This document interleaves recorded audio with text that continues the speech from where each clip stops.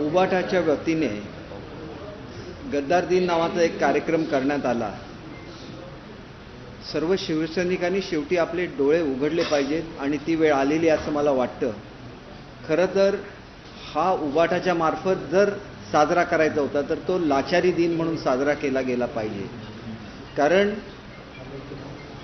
महाविकास आघाडी आम्हाला 5 वर्ष द्यायला तयार आहे होती मुख्यमंत्रीपद, तुम्ही सुद्धा द्यायला तयार असाल तर आपली भाजपबरोबर जाण्याची तयारी आहे अशी जी लोक म्हणतात ते पदासाठी लाचार झालेले असतात।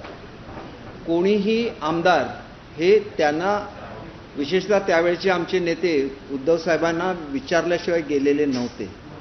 स्वतः एकनाथ शिंदे यांनी सांगितलेलं होतं की मला मुख्यमंत्री पद नको, तुम्हीच मुख्यमंत्री राहा, परंतु बाळासाहेबांचे विचार सोडू नका, हिंदुत्वाला सोडचिठ्ठी देऊ नका। ज्या वेळेला आम्हाला फसवून बोलवण्यात आलं, ज्या वेळेला कुठलाही अजेंडा न देता मीटिंगसाठी फोनवरून बोलवण्यात आलं आणि त्याच्यामध्ये एकनाथ शिंदे साहेबांना त्यांच्या पदावरून काढण्याच्या संदर्भात चुकीचा आणि बेकायदेशीर ठराव घेण्याचा प्रयत्न केला, त्यावेळेला सुद्धा आम्ही सांगत होतो की एकनाथ शिंदे साहेबांशी बोला, त्यांचा अपमान झालेला आहे आणि अपमान झाल्यामुळे ते जर रागावून गेलेले असतील तर तुम्ही आज सुद्धा सांगा। आणि मी ज्यावेळेला आसामला होतो त्यावेळेला सुद्धा सांगितलेलं होतं की काँग्रेस राष्ट्रवादी जे आम्हाला संपवायला निघालेले आहेत त्यांच्याबरोबरचं नातं सोडा, सगळेच्या सगळे आमदार तुमच्याबरोबर येतील। तुम्हाला स्वतःच्या शिवसैनिकांपेक्षा, स्वतःच्या आमदारांपेक्षा पवारसाहेब आणि सोनिया गांधी जवळच्या वाटतात, हे दुर्दैव आहे। आणि म्हणून असा दिन साजरा करण्याचा कुठलाही तुम्हाला अधिकार नाही। भाजपबरोबर जाण्याची तुमची स्वतःची तयारी होती, परंतु तुम्हाला 5 वर्षाचं मुख्यमंत्रीपद पाहिजे असतं। मुख्यमंत्री पदासाठी ना कधी बाळासाहेब लाचार झाले, नेहमी सत्तेवर लाथ मारण्याचा त्यांचा बाणा होता आणि तो बाणा त्यांनी पूर्ण करून दाखवला। ही वस्तुस्थिती प्रत्येक शिवसैनिकांनी जाणून घेतली पाहिजे। तुम्ही ज्यावेळेला रस्त्यावर उतरता त्यावेळेला तुम्ही विसरता की याच काँग्रेस राष्ट्रवादीने बाळासाहेबांना किती त्रास दिलेला आहे। त्यांना अटक करण्यापर्यंतची पाळी ज्या राष्ट्रवादीने आणली त्याच्याबरोबर जाताना 100 वेळा विचार केला पाहिजे। स्वतः बाळासाहेबांचे बोल तुम्ही विसरला की मला जर काँग्रेसबरोबर कुठे तडजोड करायला लागली तर मी शिवसेना बंद करेन, माझा पक्ष बंद करेन, हे बाळासाहेबांचे विचार होते। आणि म्हणून तुम्ही काय केलं हे तुम्ही जनतेला निश्चितपणे सांगितलं पाहिजे। ज्यावेळेला त्यांचे प्रवक्ते हे काय बोलत होते हे अख्ख्या महाराष्ट्राने बघितलेलं आहे। संजय राऊत म्हणत होते की 40 लोकांचे मुर्दे पाडणार म्हणजे खून करणार। एक गोष्ट लक्षात ठेवा की 2/3 बहुमत झाल्याशिवाय पक्षाचा व्हीप मोडता येत नाही आणि 2/3 बहुमत नाही झालं कारण शिंदेसाहेबांना काय माहिती नव्हतं, त्यांचा अपमान झाला म्हणून ते बाहेर पडले, पण आमच्या नेत्याचा अपमान झाला म्हणून आम्ही जर त्यांच्याबरोबर गेलो असलो तरी आमची संख्या किती आम्हाला माहिती नव्हतं। पण त्यांनी ते खऱ्या अर्थाने मर्द आहेत। त्यांनी सांगितलं जर 2/3 झाले नाही तर तुमच्या आमदारकी मी धोक्यात आणणार नाही आणि जर ते आम्हाला मारणार असतील तर मी नामर्दांकडून मरणार नाही, मी स्वतःला संपवून घेईन, परंतु तुमच्या अंगाला केसाला सुद्धा धक्का लावायला देणार नाही। याला म्हणतात नेता। दुसऱ्याच्या अंगावर जाऊन खून करणार, तुमचे मुर्दे पाडणार म्हणणारी एका बाजूला आहे उबाठा आणि एका बाजूला प्रत्येक नागरिकाचं संरक्षण करण्यासाठी ज्यावेळेला महालक्ष्मीची ट्रेन अडकली त्या पुरामध्ये होडी घेऊन एकनाथ शिंदे गेलेले होते। तुम्ही फक्त टीव्हीवरून भाषण करून करोनाला मुलाखती दिल्या, त्यावेळेला चायनाचा रेकॉर्ड मोडणारे एकनाथ शिंदे होते आणि त्या करोना सेंटरमध्ये प्रत्येक वेळेला जाणारे एकनाथ शिंदे फक्त होते। ज्या ज्या वेळेला पूर आले भारतामध्ये सगळ्या डॉक्टर्सची टीम घेऊन औषधं घेऊन एकनाथ शिंदे गेलेले आहेत। तुम्ही कधीही घराच्या बाहेर गेलेला नाही। खरा शिवसैनिक जो 80% समाजकारण करतो तो खरा शिवसैनिक, आणि तो शिवसैनिक ज्याला महाराष्ट्राचा मुख्यमंत्री बनतो त्याला तुम्हाला आनंद झाला पाहिजे। स्वतःलाच मुख्यमंत्रीपद 5-5 वर्ष कशाला पाहिजे? तुमची मागणी होती ना 2.5 वर्षाची, मग 2.5 वर्षानंतर तुम्ही युती पुनर्स्थापित का नाही केली याचं उत्तर तुम्ही महाराष्ट्राच्या जनतेला दिलं पाहिजे। कारण महाराष्ट्र जनतेने युतीला मतदान केलं होतं, काँग्रेस आणि राष्ट्रवादीला कधीही मतदान केलेलं नव्हतं आणि त्याच्यामुळे वाटेल तसं बोलायचं, एखादं वाक्य तोडून त्याच्यामधून काहीतरी इशारे द्यायचे, असल्या इशाऱ्यांना आम्ही अजिबात घाबरत नाही। आणि असला जर रडीचा खेळ करायचा असेल तर ज्या दिवशी तुम्ही धमकी दिलेली होती 40 आमदारांना मारायचं त्या दिवशी आम्ही तुम्हाला पोलीस स्टेशनला नेलं असतं। तुमच्यासारख्या लोकांना पोलीस स्टेशनवर नेण्याची गरजच नाही आहे, कारण जनता तुमच्याबद्दल काय बोलते तुमच्या ज्या वाईट स्टेटमेंट असतात, तुमच्या घाणेरड्या ज्या कृती असतात, हातवारे असतात, याच्याबद्दल जनतेचं मत जाऊन विचारा आणि नंतर तरी हे थोडं कमी करा, एवढाच मला मित्रत्वाचा सल्ला द्यायचा आहे. आणि मी निश्चितपणे सांगतो, हे घडलं ह्याला मी स्वतः साक्षीदार आहे की ते जर आम्हाला 5 वर्ष देत असतील तर तुम्ही आम्हाला 5 वर्ष देणार का मुख्यमंत्रीपद? आणि मुख्यमंत्री पदासाठी जर अशी लाचारी होणार असेल आणि हिंदुत्व सोडलं जाणार असेल तर जरूर लाचारी दिन म्हणून तुम्ही साजरा करा आणि तो साजरा करण्याचा तुम्हाला पूर्ण अधिकार आहे. कोणीही गद्दारी करून गेलेलं नाही आहे. आमचा पक्ष ज्या वेळेला संपवण्याचा प्रयत्न झाला त्यावेळेला आम्ही वारंवार सांगत होतो त्यावेळी तत्कालीन मुख्यमंत्र्यांना की आता तरी ही आघाडी सोडा म्हणून.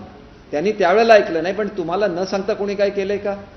आणि मग अशाच तऱ्हेची सिच्युएशन ज्याला महाराष्ट्रामध्ये क्रिएट झालेली होती काँग्रेसच्या बाबतीत आणि त्यावेळेला रेड्डी काँग्रेस होती त्यावेळेला पवारसाहेबांनी सुद्धा बंड केलेलं होतं. महाराष्ट्राचा मोठा नेता हा कधीही आपला पक्ष संपताना किंवा आपल्या पक्षाची तत्व संपताना बघू शकत नाही. आणि म्हणून पुढच्या काळामध्ये 4 वेळा मुख्यमंत्री झालेले आहेत पवारसाहेब. भले त्यावेळेला त्यांना काही लोकांनी नावं ठेवली असतील, परंतु त्यांनी केलेला उठाव हा सच्चा होता. त्याला खऱ्या अर्थाने त्यांचा पक्ष संपवण्याचं काम हे त्यांच्याबरोबर असलेल्या काँग्रेस आयकडून केलं जात होतं आणि मग त्यावेळेला त्यांनी बंड केलं. तसंच बंड पुन्हा एकदा झालेलं आहे आणि तेवढ्याच प्रमाणामध्ये जेवढे त्यावेळेला आमदार फुटले तेवढेच आमदार आता सुद्धा फुटलेले आहेत. ही स्वाभिमानाची लढाई आहे. तुम्ही काय बोलला याला आम्ही महत्त्व देत नाही. आणि घाणेरडं बोलायचं, आपल्या शिवसैनिकांची फसवणूक करायची, गेल्या 1 वर्षामध्ये 80% राजकारण असतं, तुम्ही 8% तरी केलं का याचं उत्तर जनतेला द्या. बाळासाहेबांच्या विचारावर आम्ही चालतो म्हणून जनतेची सेवा करत राहतो. याच्या पुढे तुमच्या असल्या वाईट बोलण्याला उत्तर देण्याची सुद्धा आमची इच्छा नाही. आम्ही आमचं काम करत राहू, जनतेची सेवा करत राहू आणि जनता मनापासून प्रेम करते एकनाथ शिंदे साहेबांवर, कारण दिवस रात्र लोकांना भेटतात, तातडीने निर्णय घेतात. जनता प्रेम करते देवेंद्र फडणवीस साहेबांच्यावर, कारण तातडीने निर्णय करतात. ज्या ज्या वेळेला जे घडेल तिथं धावून जातात, लोकांची मदत करतात. तुम्ही घरामध्ये बसून स्टेटमेंट काढता, कशा दंगली होतील, कशा रीतीने वातावरण खराब होईल हे तुम्ही बघता. आम्ही काय तुमच्यावर आरोप केलेला नाही आहे. कॅगच्या रिपोर्टमध्ये तुमच्यावर आरोप आलाय. कॅग हे कोणाच्या ताब्यामध्ये नसतं. कॅग हे ऑडिट असतं सेंट्रल गव्हर्नमेंटचं आणि ते प्रत्येक इन्स्टिट्यूशनचं होत असतं. तुम्ही करोनामध्ये काय केलं याची प्रत्येक गोष्ट माणसाला जाणीव आहे. जी लाईफलाईन नावाची कंपनी आहे, लोक तडफडून मरत होते कारण ते डॉक्टर्स क्वालिफाईड नव्हते, त्यांना कशी ट्रीटमेंट द्यायची माहिती नव्हती आणि ह्याच्यावर एक सरकारने कमिटी नेमलेली होती. तो रिपोर्टसुद्धा तुम्ही जर वाचला तर हे प्रकरण किती भयानक आहे याची तुम्हाला कल्पना येईल की पैशासाठी म्हणून लोकांच्या जीवाशी खेळायचं आणि वर तुम्ही मोर्चे काढता. कोणी अधिकार दिला तुम्हाला? तुम्ही भ्रष्टाचार करायचा आणि तुम्हीच मोर्चे काढायचे. यांची खरी रूपं की जनतेसमोर आली पाहिजेत. यांना बाळासाहेबांचं नाव घेण्याचा अजिबात अधिकार नाही. बाळासाहेबांचं हिंदुत्व, बाळासाहेबांचा मराठी माणसावर असलेलं प्रेम हे आमच्या पक्षाने आणि शिंदे साहेबांनी टिकवलेलं आहे. 12 वर्ष मराठी मनुष्य रस्त्यावर होता, ट्रान्झिट कॅम्पमध्ये होता. एक नोटीस गेलेली नाही आहे बिल्डरला. आमची सत्ता आल्यानंतर पहिल्यांदा बिल्डरला नोटिसा दिली. ज्या ठिकाणी बिल्डर डिफॉल्टर आहेत तिथं आमच्या मोठ्या मोठ्या ज्या संस्था आहेत ते त्या बिल्डिंग पूर्ण करतील. तिथं त्या ठिकाणी आमच्या मराठी माणसाला घेऊन जातील.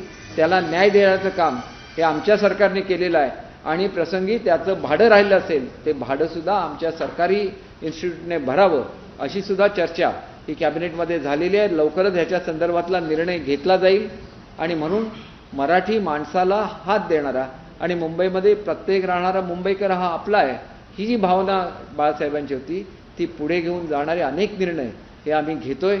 ते निर्णय निश्चितपणे आम्ही पूर्ण करून दाखवू आणि खऱ्या अर्थाने बाळासाहेबांचं जे स्वप्न होतं की आंतरराष्ट्रीय दर्जाचं शहर म्हणून मुंबई शहर झालं पाहिजे ते आज घडतंय आणि ते घडण्याची ताकद आमच्या मुख्यमंत्री उपमुख्यमंत्र्यांना द्यावी अशी आम्ही ईश्वरचरणी प्रार्थना करतो. आमचे सर्व मंत्री, दोन्ही पक्षाचे मंत्री एकजुटीने त्यांच्या मागे उभे आहेत आणि आम्ही निश्चितपणे महाराष्ट्राचं जे गतवैभव आहे हे महाराष्ट्राला प्राप्त करून देऊ एवढी मी आपल्याला खात्री देतो. स्पष्टीकरण दिलंय की उद्धव ठाकरे असो किंवा त्यांच्या कुटुंबियांची सुरक्षा कमी करण्यात आलेली नाही. असं असतानाही संजय राऊत पुन्हा म्हणतायत की सरकारकडनं त्यांची सुरक्षा कमी करण्यात आलेली आहे आणि अब्दुल सत्तार सारख्या मंत्र्यांना पाठीशी घालतायत, तशा मंत्र्यांना तुम्ही सुरक्षा पुरवतायत. काय सांगा? मला एकच सांगायचं आहे, खोटं किती बोलावं ह्याची मर्यादा असते आणि त्याच्यामुळे संजय राऊत आणि आदित्य ठाकरे दोघांनाही खरं बोलण्याची शिकवणी लावण्याची खरोखर गरज आहे. कारण खोटं बोलायचं, रेटून बोलायचं आणि मग लेकांना खरं वाटायला लागतं. आणि म्हणून जो अपमान शिंदेसाहेबांचा झाला त्याच्यामध्ये आदित्य साहेबांच्या युवा सेनेचा मोठा वाटा होता. मोठ्या मोठ्या ज्येष्ठ नेत्यांच्या बाजूबाजूला जणू काय आपण हिरो आहोत असं दाखवत तरुण मुलं गाड्यांना हे घालत होती, गाड्या अडवत होती. आणि हे प्रकार कधीही जे घडले नव्हते. लोक शेवटी हा स्वाभिमान आहे. शिंदेसाहेब बाहेर का पडले? स्वतःच्या स्वाभिमानासाठी बाहेर पडले. स्वाभिमान हा महाराष्ट्राचा आत्मा आहे जो छत्रपती शिवाजी महाराजांनी आम्हाला शिकवला आणि त्या शिकवणीवर आपण चालत राहू. केवळ शिवसेना हे नाव घेऊन चालणार नाही, तर तो स्वाभिमान आपल्याला कायम ठेवायला लागेल आणि तो आम्ही कायम ठेवू. माहीमध्ये प्रकाश आंबेडकर आणि उद्धव ठाकरेंचं एकत्र घोषणा टाकलेलं आहे. त्यात औरंगजेबाचा फोटो आहे आणि त्या सगळ्या प्रकरणावरती एक गोष्ट अशी आहे की औरंगजेबांवर जर नव्याने प्रेम उद्धव साहेबांचं झालेलं असेल तर त्यांनी तसं सांगावं महाराष्ट्राच्या जनतेला. कारण छत्रपती शिवाजी महाराजांचं नाव घेऊन आम्ही हे राज्य करतो. त्यावेळेला ज्यांनी आमच्या छत्रपतीला अगदी निघृणपणे त्यांची हत्या केली आणि त्यांनी जे वीरमरण परत करत असताना त्यांचं कुठलंही ऐकलं नाही, शूरासारखं ते त्या मृत्यूला सामोरं गेलं, त्या छत्रपती संभाजी महाराजांना आम्हाला विसरता येणार नाही. हिंदवी स्वराज्याची स्थापना केलेल्या छत्रपती शिवाजी महाराजांना आम्हाला विसरता येणार नाही. आणि महाराष्ट्र जिंकण्याच्या मनीषेने आलेल्या औरंगजेबाची कबर महाराष्ट्रामध्येच खोदणाऱ्या शूर मराठा सरदारांना आम्हाला विसरता येणार नाही.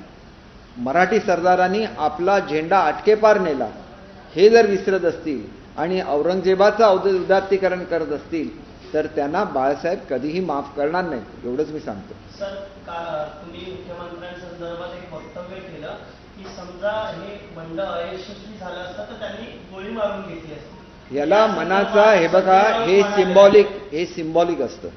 मी तुम्हाला अडचणी द्यायला देणार नाही, त्याच्याचबरोबर मी माझा स्वाभिमान सोडणार नाही. तुम्ही जर आमच्या आमदारांना मारण्याच्या गोष्टी करत असाल तर त्याच्याऐवजी मी हुतात्मा पत्करेन, परंतु तुमच्यासारख्या लोकांच्या कडून मारला जाणार नाही, हा त्याच्या मागचा अर्थ असतो. स्टेटमेंट अगोदर कोणाचं आलं? 40 लोकांच्या आम्ही म्हणजे प्रेत पोचतील ह्याच्यामध्ये. हे स्टेटमेंट कोणाचं होतं? उबाठाचं होतं ना.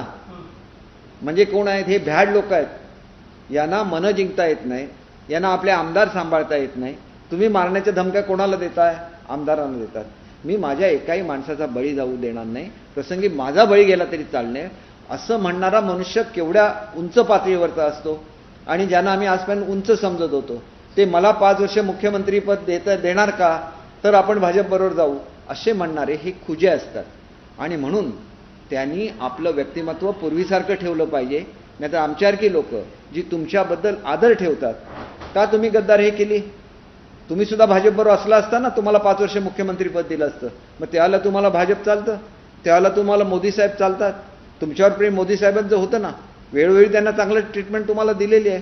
मग आज तुम्ही केवळ माझं मुख्यमंत्रीपद गेलं म्हणून त्यालाच संपवायला निघाला. हे विसरला की त्यांनी 370 कलम रद्द केलं, हे विसरला की त्यांनी राम मंदिर बांधलं. कुठे शेवटी असं आहे की तुम्ही औरंगजेबाबरोबर जाणं किंवा न जाणं ही तुमची भूमिका आहे, आम्ही त्याच्यावर काय बोलणार नाही. शेवटी शिवसैनिकांनी विचार केला पाहिजे की सत्तेसाठी किती खाली जायचं. ही लाचारी बाळासाहेबांनी कधी केलेली नव्हती आणि त्याच्यामुळे त्यांनी अवश्य लाचारी दिन साजरा करावा की मुख्यमंत्रीपदासाठी मी काँग्रेस आणि राष्ट्रवादीची लाचारी केली, हे कबूल करावं. आणि त्याच्यानंतर मग बघूया कोण जास्त काम करतं ते. राऊतांनी म्हटलेलं आहे. तर तुम्ही जे विधान केलं त्या संदर्भात तुमचे मग त्यांना हे बघा, आम्ही हे बघा, हे सगळं प्रतिकात्मक असतं. ज्याला तुम्ही म्हटलं की 40 लोकांचा खून करणार, त्याला आम्ही तुमच्यावर घातलं का? ती तर सरळ खुनाची धमकी होती. माझ्या आमदारांच्या रक्षणासाठी माझा जीव गेला तरी चालेल, मी स्वतःचा जीव देईन, परंतु मी आमदारांच्या बोटाला सुद्धा धक्का लावू देणार नाही. समजा आमची 2/3 मेजॉरिटी नाही झाली तर मी त्यांना कुठे परत पाठवेन? शिवसेनेत परत पाठवेन. आणि हे सुद्धा आहे की आमचे 2/3 मेजॉरिटी झाल्यानंतर सुद्धा आम्ही दुसऱ्या पक्षात गेलो नाही, आम्ही अजूनही शिवसेनेमध्ये आहोत. शिवसेना आमची आहे, बाळासाहेबांचा विचार आमचा आहे. तुम्हाला गद्दार म्हणण्याचा काय अधिकार आहे? कोणी दिला अधिकार? आम्ही काय दुसऱ्या पक्षामध्ये गेलेलो आहेत? आम्ही ताठ मानेने शिवसेना चालवतो. तुमच्यापेक्षा जास्त गर्दी ही आमच्या प्रत्येक कार्यक्रमाला असते.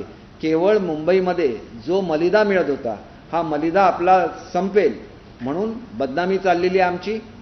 आणि मुंबईच्या नागरिकांना तुम्ही काय न्याय दिला? मी मुंबईचा पालकमंत्री म्हणून बघतोय, एका सुद्धा तुमच्या डेव्हलपरला तुम्ही नोटीस का नाही दिली? 12-12 वर्षामध्ये तुमची सत्ता होती ना, मग कशाला मुंबईचा मनुष्य रस्त्यावर आला? कशाला त्याचं भाडं मिळत नाही आहे? कशाला तो ट्रान्झिट कॅम्पमध्ये तसाच खितपत पडलेला आहे? ह्याची उत्तरं आज ना उद्या तुम्हाला जनतेला द्यायला लागतील. आणि म्हणून एवढंच सांगायचं आहे की आम्ही कोणावर टीका करत नाही, पण ज्या पद्धतीने टीका करायला लागतात संजय राऊत, तर आम्हाला सुद्धा बोलायला लागतं. आणि संजय राऊतवर बोलण्याएवढे संजय राऊत मोठेच नाही आहेत. मुळात मी अनेक वेळेला, मी स्वतः राष्ट्रवादीमध्ये होतो, अनेक वेळेला पवार साहेबांच्याकडे ते रोज एक दिवसाआड येताना मी माझ्या डोळ्याने बघितलेलं आहे. ते मुळात पवार साहेबांचे आहेत की ते उद्धव साहेबांचे, हे त्यांनी तपासून बघितलं पाहिजे. खरं बाळासाहेब असेपर्यंत कदाचित ते बाळासाहेबांचे असतील, परंतु आता 90% ते पवार साहेबांचे आहेत. त्याच्यामुळे त्यांनी शिवसेनेबद्दल बोलू नये, त्यांनी राष्ट्रवादीबद्दल बोलावं. आणि राष्ट्रवादीचा जो लढा द्यायचा तो वैचारिक लढा आम्ही देऊ ना, तिथं कोणाची बदनामी आम्ही केलेली नाहीये. पण काल जे काही आता छापे पडलेले आहेत, संजय राऊत असं म्हणतायत की कोविड घोटाळ्याचे खरे आरोपी हे वर्षा बंगल्यामध्ये आहेत. ठाणे, कल्याण, डोंबिवली या परिसरामध्ये जे काही कोविड सेंटर उभारले गेलेले होते त्यातही मोठ्या प्रमाणावर भ्रष्टाचार झाला. त्यांना जर काय सांगायचं असेल ना, त्यांनी अवश्य कंप्लेंट कराव्या. त्यांनी हे बघा, ह्याला मराठीमध्ये ही थोडीशी वाईट म्हण आहे, परंतु प्रेताच्या टाळूवरचं लोणी खाणं असं याला म्हटलं जातं. आणि ती म्हण ही खऱ्या अर्थाने अशा लोकांच्या बाबत लागू होते. आणि त्याच्यामुळे त्यांना लाजा वाटल्या पाहिजेत. याच्यामध्ये सगळे युवा सेनाचे पदाधिकारी होते, त्यांची नावं आलेली आहेत, त्यांची एन्क्वायरी झालेली आहेत. म्हणजे डोळे मिटून बंद बसले होते का? स्वतः ते पालकमंत्री होते ना मुंबईचे, का नाही त्यांनी चौकशी केली? भले माझा मनुष्य असेल, परंतु त्याला करोनामधल्या माणसाचा जीव घ्यायला देणार नाहीत. मला अनेक लोकांनी अशा क्लिप्स दाखवल्या की त्याच्यामध्ये तिथं रुग्ण तडफडत आहे आणि त्याला काय ट्रीटमेंट द्यायचं त्या माणसाला माहिती नाही लाईफलाईनच्या, कारण तिथं डॉक्टरच नाही आहेत. ते डॉक्टर आहेत ते कुठल्या होमिओपॅथी डॉक्टर आहेत वगैरे, अशा स्वरूपाच्या स्व कंप्लेंट आलेल्या आहे. आणि त्याच्यामुळे एन्क्वायरी सुरू झाली ना. ईडीने काय अशीच एन्क्वायरी नाही केली. कोणी हक्क दिला तुम्हाला लोकांना मारण्याचा? तुमच्याकडे ट्रेन डॉक्टर होते. तुम्ही ज्या वेळेला सांगता की आम्ही करोनावर ट्रीटमेंट देण्यासाठी आम्ही हे स्थापन केलेलं आहे, तर तुमच्याकडे डॉक्टर्स पाहिजेत. पैसे जर तुम्ही खाल्ले, पण पैसे खाणं पाप आहेच ते करोनाचं, परंतु त्याच्यापेक्षा लोक कशी तडफडून मेलेली आहे आणि आम्ही करोनावर मात केली म्हणून तुम्ही उघड डोळ्यांनी सांगता. मग का नाही लाईफलाईनवर तुम्ही ॲक्शन घेतली? हा प्रश्न आहे. आणि म्हणून माणुसकी असते, प्रत्येकाचा जीव महत्त्वाचा असतो.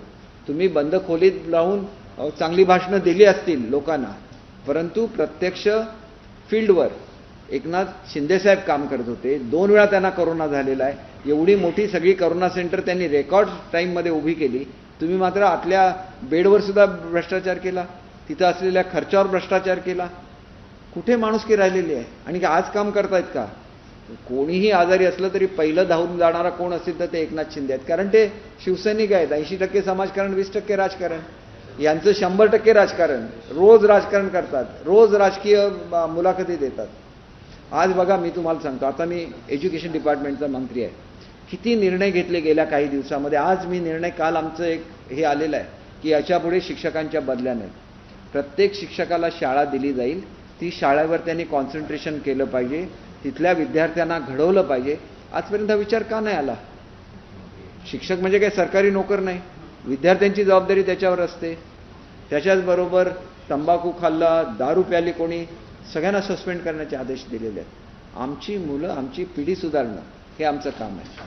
आम्ही आमची कामं दिवसरात्र करतो आणि उरलेल्या वेळेमध्ये अशी काही जी बेलगाम वक्तव्य करतात त्याची आम्ही उत्तरं देतो. आता तुमची उत्तरं देऊन परत मी माझ्या कामाला जाणार. परत मुंबईमध्ये सरकार आपल्या दारी आहे. मला लोअर परेलला जायचं आहे, तिथं ट्रॅफिकची प्रॉब्लेम्स आहेत, तिथं मी उद्या जाणार आहे. आम्ही दिवसरात्र काम करतो, जनतेसाठी काम करतो, आमच्या परीने आम्ही सेवा करतो. आणि उद्या दुष्काळाचं संकट महाराष्ट्राच्या समोर आव असून राहिलेलं आहे. आमच्या सगळ्यांचे जिल्ह्यामध्ये दौरे सुरू होतील. पाऊस जर एका आठवड्यात नाही आला तर पुढच्या परिस्थितीला कसं तोंड द्यायचं ह्याची रोज चर्चा आमची चालू असते. जे साठे आहेत हे साठे राखीव ठेवलेले आहेत पिण्याच्या पाण्यासाठी, पाण्याचे लवकर पेरणी करू नये अशा सूचना शेतकऱ्यांना देण्यात आलेल्या आहेत. शेतकऱ्यांचं बियाणं, खतं सगळी तयार ठेवलेली आहेत. एकदा पाऊस सुरू झाला, की त्यांनी चांगली शेती त्यांची व्हावी याच्याबद्दल महाराष्ट्र शासन कटिबद्ध आहे. उगाच काहीतरी इश्यूज तयार करायचे. तुम्ही शेतकऱ्यांना कॉम्पन्सेशन नाही दिलं, शेतकऱ्यांना मदत नाही दिली आणि आम्ही मदत दिली तर आमच्यावरच टीका करता. कुठली राजनीती? मुंबईचे पालकमंत्री आज स्ट्रीट फर्निचर कंत्राटात घोटाळा झाल्याचा आरोप आदित्य ठाकरेंनी केलेला आहे. त्यांनी तसा अर्ज त्यांनी आयुक्तांना देखील पत्र लिहिलेलं आहे, मात्र पत्र न लिहिल्याने त्यांच्यावर हक्कभंगाचा हे आणू असं सांगितलेलं आहे. तुम्ही पालकमंत्री आहात. हे बघा, मी तुम्हाला एकच गोष्ट सांगतो. आधी जे काय केलं ना कोरोना काळात त्याची उत्तरं देऊन दे. स्ट्रीट फर्निचरच्या बाबतीत कोणी जर घोटाळा केलेला असेल तर त्या कॉन्ट्रॅक्टरवर कारवाई होईल. आणि काय होणार आहे? माझ्याकडे तर काही आलेलं नाही पालकमंत्री म्हणून, आणि प्रेसला देण्यापेक्षा त्यांनी सूचना द्याव्या. बघा, अमित ठाकरे सुद्धा काम करतात. माझ्याकडे आलेले होते एज्युकेशनच्या संदर्भात काही सूचना घेऊन, पॉझिटिव्ह सूचना घेऊन आले. पॉझिटिव्ह सूचना घेणारा एक युवा एका बाजूला आणि दिवस रात्र राजकारण करत खोके खोके करत फिरणारा युवा एका बाजूला. दोघांमध्ये फरक आहे ना. शेवटी युवकांनी पॉझिटिव्ह काम केलं पाहिजे, खोटं बोलत फिरायचं नाही. खोके असतील तुमच्या घरामध्ये सांगा माझ्या घरात खोके आहेत म्हणून. इतरांच्या घरात खोके जात नाही, त्यांना स्वाभिमान आहे. स्वाभिमानाला जर ठेस पोचवलीत तर तुमच्या विरोधात लोक पेटून उठतील. लक्षात ठेवा, आज नाही, ही महाराष्ट्राची परंपरा आहे. त्यांना खायला कोणी नाही दिलं तरी चालतं, परंतु त्यांचा मान कोणी राखला नाही तर तो महाराष्ट्रातला मनुष्य कधीही सहन करत नाही. तो कोणाकडे लाचार नाही, तो कोणाकडे मागायला जात नाही, पण त्याचा मान हा त्याचा स्वाभिमान आहे. आणि त्या स्वाभिमानाला जर तुम्ही ठेच पोचवत असलात तर तुम्ही आज ज्या परिस्थितीमध्ये गेला त्याचं एकमेव कारण तुम्ही सातत्याने अपमान करत राहिला लोकप्रतिनिधींचे. लोकप्रतिनिधींना भेटी नाही दिल्या. आदित्य ठाकरे तर आजारी नव्हते, किती वेळा मंत्रालयात गेले शोधून बघा. काय काम केलं पर्यटन खात्यामध्ये शोधून बघा. केवळ आंतरराष्ट्रीय NGOजना घेऊन बसायचं, त्यांच्याकडून पारितोषिकं घ्यायची, ह्याच्या पलीकडे काय नाही. नद्या सगळ्या प्रदूषित झालेल्या होत्या महाराष्ट्रातल्या. 2.5 वर्षामध्ये तुम्ही नद्यांचं प्रदूषण कमी करण्यासाठी काय केलं? काही केलेलं नाही आहे. हे सगळं लक्षात घेतलं पाहिजे. आणि म्हणून आरोप करणं फार सोपं असतं, काम करणं फार कठीण असतं.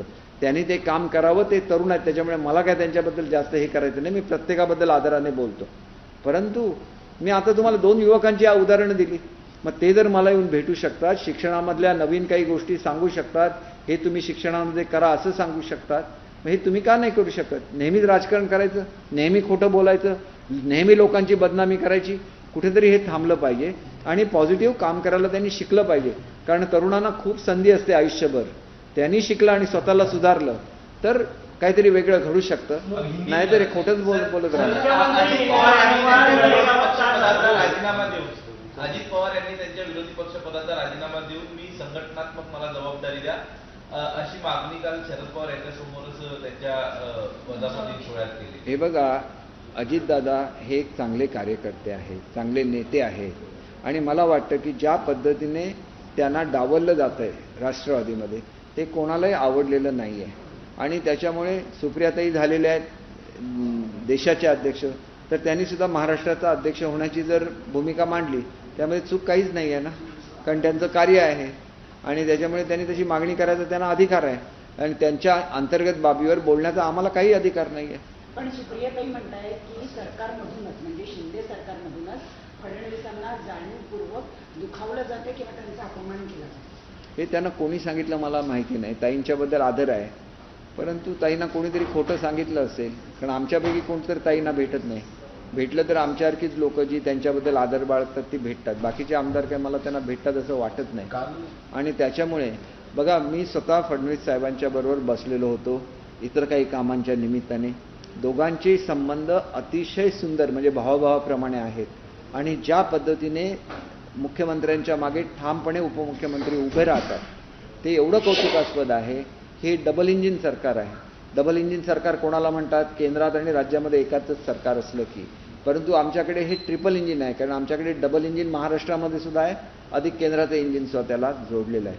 आणि त्याच्यामुळे दोघांच्यामध्ये गैरसमज पसरवण्याचे जे प्रयत्न राष्ट्रवादीकडून होत असतील, सुप्रियाताईंकडून होत असतील, हे संपूर्णपणे चुकीचे आणि खोटे आहेत. एवढं मी तुम्हाला ठामपणे सांगू शकतो. काल अजित पवार यांचं एक वक्तव्य होतं, विशेषतः ते मुख्यमंत्र्यांविषयी होतं की आसामला फिरले, गुजरात फिरले, गोवा फिरले, फक्त दाढीवरनं हात फिरवणं, पुरवणं हे आम्हाला पाहायचं आहे का, यासाठी आम्ही वर्षभर बघत आलोय, या गोष्टी अशा स्वरूप इतकी वर्षभरामध्ये किती निर्णय झाले हे तुम्ही बघा. मी आता शिक्षकांच्या संदर्भात निर्णय घेतला, त्या शिक्षकांच्या संघटनेना जाऊन विचारा, किती वेळेला त्यांना केबिनच्या बाहेर हाकलण्यात आलं हे सुद्धा त्यांना विचारा. शेवटी ते शिक्षक आहे, त्यांचा मान ठेवला गेला पाहिजे. तुम्हाला होय म्हणायचं नाही म्हणायचं ठीक आहे ना, म्हणा तुम्ही, पण आम्ही त्यांना न्याय दिला ना. 61,000 शिक्षकांना 1100 कोटी रुपये दिले आणि 4 वर्षात 5500 कोटी रुपये देणार. शेवटी आम्ही निर्णय घेत असतो, जनतेसाठी निर्णय घेत असतो. भले तुम्ही छोटासा निर्णय घेतला तरी त्याचे मोठी पब्लिसिटी करता.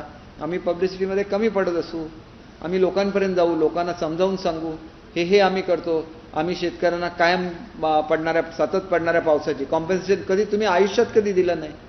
फर्स्ट टाइम एवढ्या इतिहासामध्ये पहिल्यांदा घडतंय. भूविकास बँक आहे, कोणी त्यांची कर्ज माफ केली? आम्ही केलेली आहेत ना. शेतकऱ्यांना दुप्पट कोणी मदत दिली? आम्ही दिलेली आहे. तुम्ही नुसतं शेतकरी शेतकरी म्हणून ह्याच्यावरून बोलणार, मग का नाही दिले त्यांना 50,000 रुपये? तुम्ही अर्थमंत्री होता ना, 50,000 रुपये द्यायला पाहिजे होते की नाही वेळेवर? कोकणातला मनुष्य वेळेवर कर्ज भरतो, त्याला 50,000 रुपये द्यायला नको? आम्ही मंजूर केलेली स्कीम होती, त्यानंतर तुम्ही परत त्याची घोषणा केली, परंतु तुम्ही देत नव्हता. आमचं देणारं सरकार आहे. आणि म्हणून मला एवढंच सांगायचं आहे की दादांच्याबद्दल आदर आहे. विरोधी पक्षनेते असून दे किंवा ते राष्ट्रवादीचे अध्यक्ष असून दे, त्यांच्या हातून पॉझिटिव्ह काम घडावं अशी अपेक्षा, आणि त्यांचे पंख कापण्याचा कोणी प्रयत्न करू नये अशी सुद्धा अपेक्षा आहे. काल तुम्ही कोल्हापूरचे पालकमंत्री आहात, काल परत एकदा तोच आरोप राष्ट्रवादीकडे केला गेला की राज्यामध्ये छत्रपती संभाजीनगर असेल, कोल्हापूर असेल, अकोला असेल, इथे वारंवार दंगली घडवण्याचा मुद्दामून प्रयत्न केला जातोय. निवडणुका पाहून अशा स्वरूपाची कृत्य होत आहेत. पालकमंत्री म्हणून तुमची भूमिका काय असणार आहे? हे बघा, दंगल झालेल्या दिवशी संध्याकाळी मी कोल्हापुरामध्ये होतो. सगळ्यांना एकत्र केलं, सर्वांना छत्रपती शाहू महाराजांच्या, छत्रपती शिवाजी महाराजांच्या इतिहासाची आठवण केली आणि त्याच्यानंतर सर्व धर्माची लोक जय शिवाजी जय भवानीच्या घोषणा देत होते. याला महाराष्ट्र म्हणतात. खोटे आरोप करणाऱ्यांना महाराष्ट्र म्हणत नाही. ही महाराष्ट्राची सामाजिक वीण आहे आणि मग ती उस्कवण्याचा कोण प्रयत्न करतं ह्याच्यावर सुद्धा अभ्यास झाला पाहिजे. कारण कोल्हापूरला ज्याला दगडफेक झाली त्याच्यामधली अनेक लोक ही बाहेरून आलेली होती. त्याच्यामुळे त्यांनीच दगड मारायचे आणि आरोप मात्र सरकारवर करायचे असं सुद्धा होता कामा नये. त्याच्यामुळे त्यांनी सुद्धा खात्री करून घ्यावी की बाहेरून लोक आली होती की नाही, आणि आली होती आणि दंगल होती. तुम्हाला अगोदर कसं कळलं? तुमच्या पक्षाची लोक स्टेटमेंट देत होती दंगल होणार दंगल होणार. विभागात काही बदल्या झाल्या, मॅटनी त्यावरती ताशेरे ओढले आहेत, अनाधिकृत पद्धतीने या बदल्या झाल्या म्हणत त्यावर त्या बदल्यांना स्थगिती दिलेली आहे. कार्यकाळ पूर्ण न होताच काही बदल्या महसूल विभागामध्ये झाल्या. बघा, मी पक्षाचा प्रवक्ता आहे, मी सरकारचा प्रवक्ता नाही. आणि विशेषतः दुसऱ्यांच्या डिपार्टमेंटवर कुठलंही कॉमेंट करणं हे योग्य नाही. आणि त्याच्यामुळे या संदर्भातली माहिती तुम्ही जर रेव्हेन्यू डिपार्टमेंटला विचारली तर ते निश्चितपणे देऊ शकतील. परंतु 2 तऱ्हेच्या बदल्या असतात. काही वेळेला काही त्रुटी जर आढळल्या एखाद्याच्या कार्यपद्धतीमध्ये तरी त्यांची मुदतपूर्व बदली होऊ शकते, आणि अदरवाईज रेग्युलर कोर्समध्ये त्यांची मुदत पूर्ण झाल्यानंतर त्यांची बदली होऊ शकते. मॅटने काय लिहिलं आणि त्याच्यावर काय उत्तर द्यायचं हे ते डिपार्टमेंट ठरवेल. त्यांच्या संदर्भातल्या ज्या कंप्लेंट्स असतील ते मॅटला दाखवतील. ते हिंदी में जानना चाहिए. सवाल यह है कि उद्धव वाले तो मातों की सुरक्षा कम की गई है, द्वेष की भावना से कार्रवाई की गई, ये आरोप है. देखिए, झूठ कैसे बोलना है ये कोई जाके संजय राउत जी से सीखे, क्योंकि ऐसे कुछ भी नहीं हुआ है. इसके बारे में जो खुलासा है वो होम डिपार्टमेंट की तरफ से आ चुका है. और जिस तरह से वो वक्तव्य करते हैं, झूठी वक्तव्य करते हैं, तो मुझे ऐसे लगता है कि उनको और आदित्य जी को एक ट्यूशन लगानी चाहिए कि कैसे सच बोलना है. झूठ बोलना, दूसरे पे झूठा आरोप लगाना, यही इनकी नीति है. और ये नीति जो बाबा साहब के विचार है उसमें ये नीति नहीं बैठती है. इसको गोबेल्स नीति बोलते हैं. 100 बार एक आदमी के खिलाफ या व्यक्ति समुदाय के खिलाफ झूठे बोलते रहो तो लोगों को लगने लगता है कि ये सच है. और इसको गोबेल्स नीति बोलती है. जो हिटलर के वहाँ उस वक्त के मिनिस्टर थे उन्होंने ये नीति बनाई, गोबेल्स उनका नाम था. तो गोबेल्स नीति पे चलना अगर उन्हें अच्छा लगता होगा तो जरूर चले, लेकिन ये महाराष्ट्र की संस्कृति नहीं है. महाराष्ट्र की संस्कृति सोशल रिफॉर्म्स की है, और वो सोशल रिफॉर्म्स महाराष्ट्र में जो हो गए हैं उसको ये लोग छेद देते हैं, ऐसे मेरा कहना है. कोविड के दिनों में जिस तरह से इन्होंने पैसा ऐंठने की कोशिश की, ये बहुत ही बुरी चीज़ है। जैसे हम लोग बोलते हैं कि अगर कोई पेशेंट है तो उसको कैसे बचाना है, ये पहली प्रायोरिटी होनी चाहिए। बहुत सारी क्लिप ऐसी वायरल हो रही है जिसमें ये दिखाया गया है कि ये जो लाइफलाइन कंपनी है उनके पास ट्रेंड मैन पावर नहीं थी और इसलिए बहुत सारे लोग अपनी जान गंवा बैठे। एक तो इन्होंने पैसे का तो ये किया ही है, मतलब पैसा उन्होंने खाया, करप्शन किया, ये एक अलग बात है, और लोगों की जानें भी ली है। और इसलिए मुझे ऐसे लगता है कि ये जो इंक्वायरी चल रही है उसमें से सच जनता के सामने निकल के आएगा। और जो लोग एयर कंडीशन रूम में बैठ के लोगों को सिर्फ लेक्चर दे रहे थे, और शिंदे साहब जैसे कार्यकर्ता जो सच्चे शिवसैनिक है वो फील्ड पे काम कर रहे थे, 2 बार उनको कोरोना हुआ, जग का सबसे बड़ा कोरोना सेंटर उन्होंने खड़ा किया, चाइना का रिकॉर्ड ब्रेक किया, ऐसे आदमी को आप अपमानित करते हैं। और ये जो लोग हैं जिन्होंने कोरोना में पैसा खाया, जिन्होंने बहुत बुरा काम किया, वो आपको अपने लगते हैं। इसीलिए हम लोग बोलते हैं कि आप बाबा साहब के विचारों से परे हट गए हैं। आपको बाबा साहब का नाम लेने का भी हक नहीं बचा, क्योंकि आप ही बीजेपी के साथ वापस जुड़ने वाले थे। आपकी एक ही कंडीशन थी कि 5 साल तक मैं मुख्यमंत्री बनता रहूं। इसे हम मराठी में लाचारी बोलते हैं। तो ये लाचारी नहीं होनी चाहिए महाराष्ट्र के भूमि में, ऐसे हमें लगता है। और इसीलिए सब लोगों की मांग थी कि आप कांग्रेस और राष्ट्रवादी का साथ छोड़ दीजिए।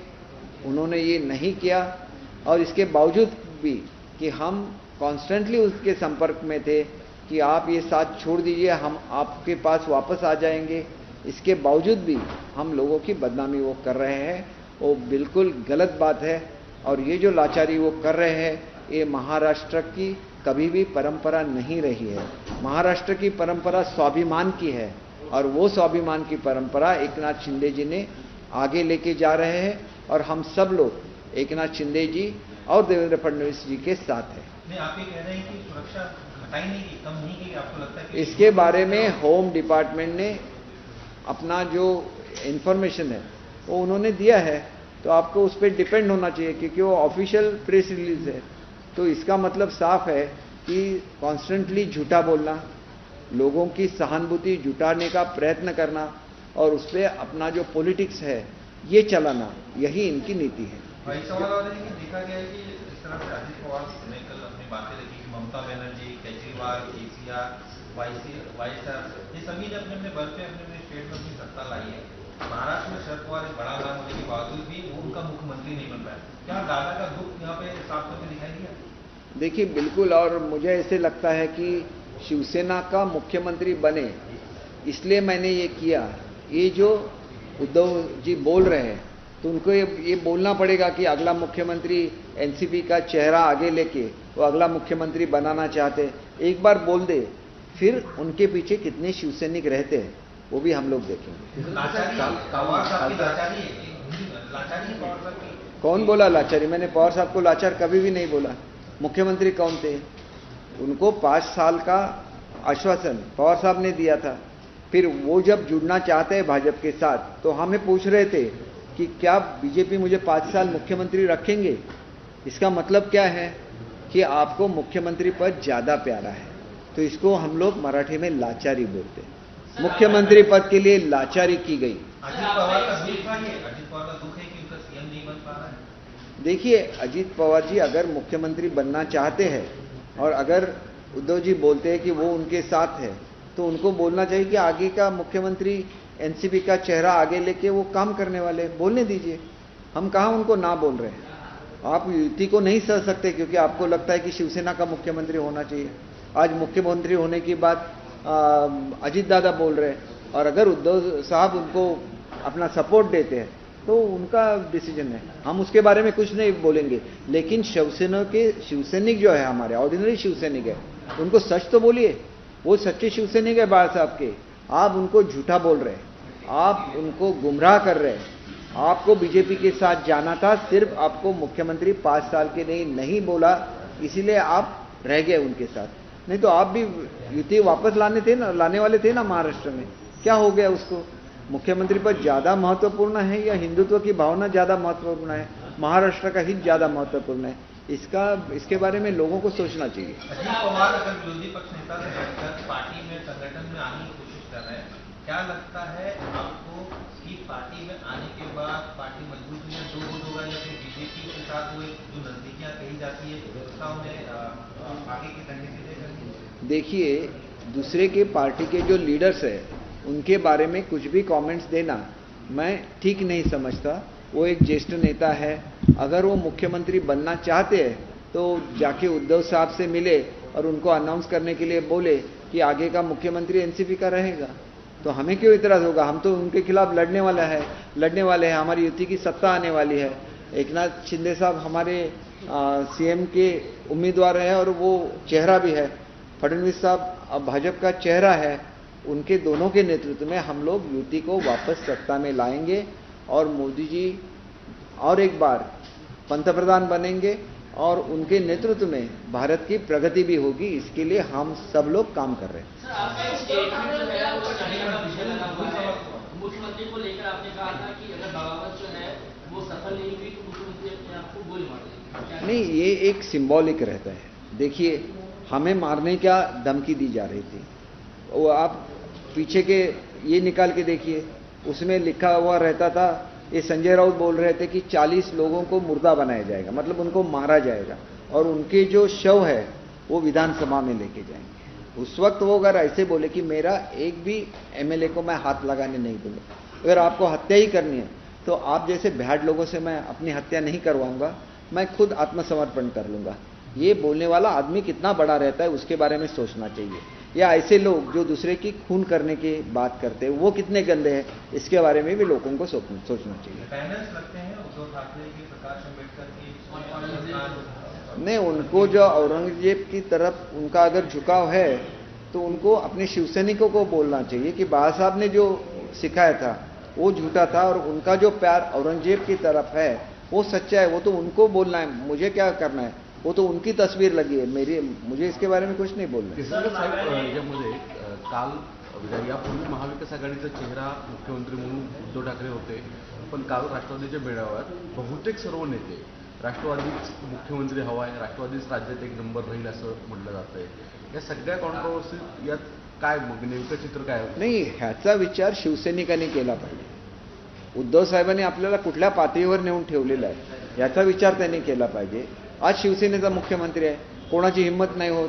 शिवसेनेचा मुख्यमंत्री असताना तुम्ही जर राष्ट्रवादीचा मुख्यमंत्री करण्यासाठी प्रयत्न करणार असाल तर मग काय राहिलं?